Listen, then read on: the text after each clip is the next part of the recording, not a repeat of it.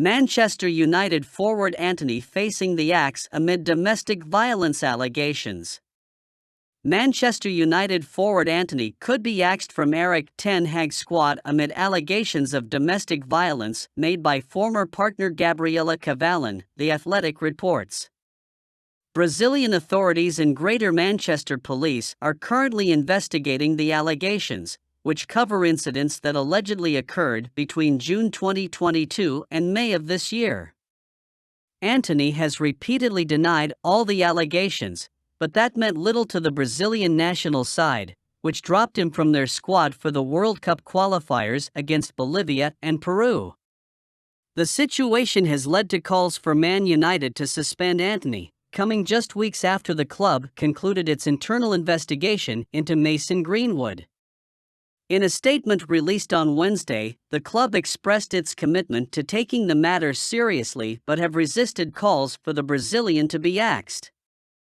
The allegations against Antony first emerged in early June, when Cavallin had filed a police report accusing the player of attacking her on 4 occasions.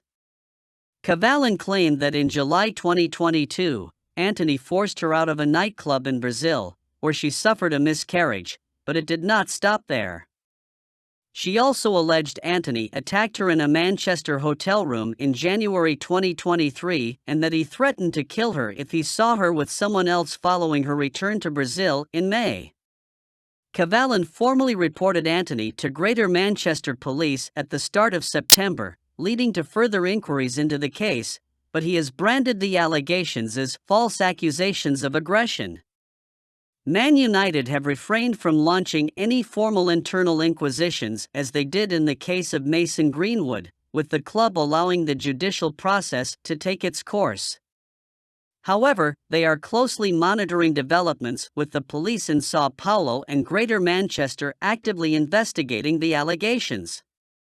Under the terms of the standard Premier League contract, clubs can suspend players for a maximum of 14 days, but Man United can drop Antony indefinitely while he remains on their payroll.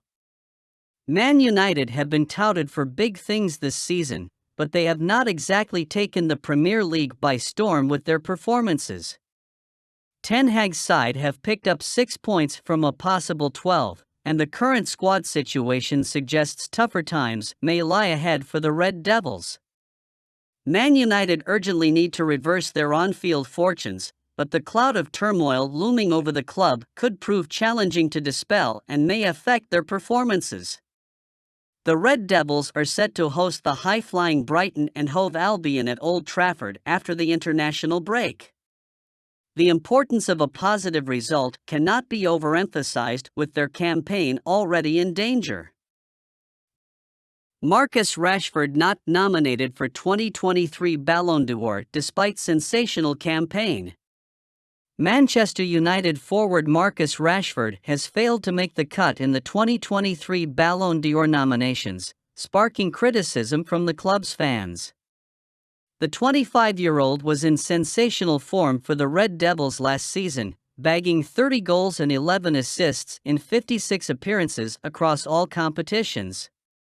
Rashford scored 17 times and assisted 5 in the Premier League, firing Erik ten Hag's side to a third-place finish in the manager's inaugural campaign.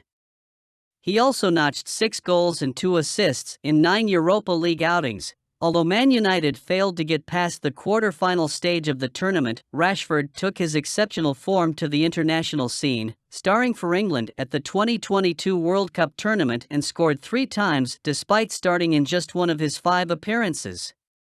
His tally for Man United last term was a personal record since graduating through the club's youth ranks, but his performances were not enough to earn a spot in the exclusive 30-man Ballon d'Or shortlist. Meanwhile, summer signing Rasmus Højlund made his way into the 10-man nominees for the Copa Trophy. The centre-back partnership of Maguire and Evans shows Manchester United are a mess.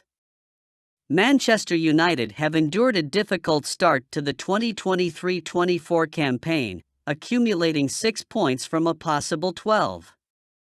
They fought well against Arsenal but eventually came up short due to 2 late goals from the Gunners.